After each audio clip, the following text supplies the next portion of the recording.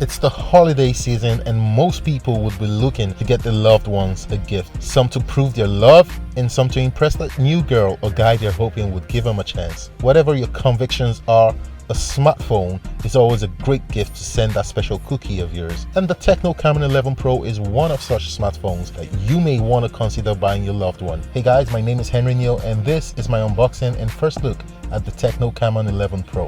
Before we get started, be awesome and smash that subscribe button for more videos like this one.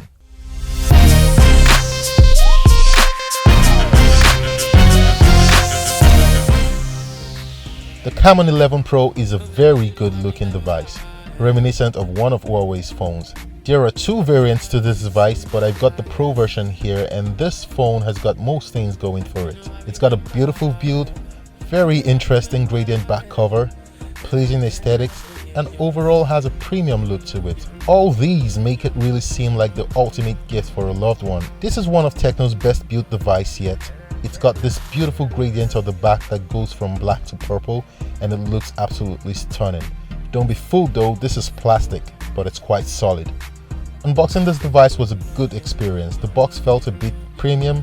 First in the box is the phone itself, then a compartment housing a 12+1 month warranty card, a SIM ejector tool, specification and user manuals, a film screen protector to prevent scratches, and you have a plastic phone case that's got a carbon fiber pattern and feel. Underneath all that, you have a regular charger, a micro USB to USB-A charging cable, and a pair of earphones. Setting up the device took less than 3 minutes and I was good to go. Fingerprint sensors work well, although I had some misses at some point. Specs on this phone are average and quite okay, but it's a bit disappointing at the price range of 76,000 naira, which translates to $200. So what does this phone pack? It's got a 64GB internal storage, expandable to 256GB using an external micro SD card. It comes with a whopping 6GB of RAM, which I indeed hope they optimize to handle memory management efficiently. It packs a 3750 mAh battery, a MediaTek 6762 octa-core processor, a PowerVR Rogue GE8320 GPU, and a host of sensors, 14 in total. Let's talk about the screen for a bit. It looks good, but I'd have preferred if it was a 1080p display. Its colors are decent, viewing angles are good, videos are capped at 720p, and they look sharp at normal viewing distances. The combination of the 720p screen and the 3750 mAh battery means you get at least a full day of use before you run out of juice. Its price of 76,000 naira is quite steep and maybe too high for some people to afford, but I believe it would have been better if they priced this device at 65,000 naira. The Camon 11 Pro runs Android 8.1 with Tecno's iOS version 4.1 skin on top of Android. I got an update to the launcher immediately after setting up the phone.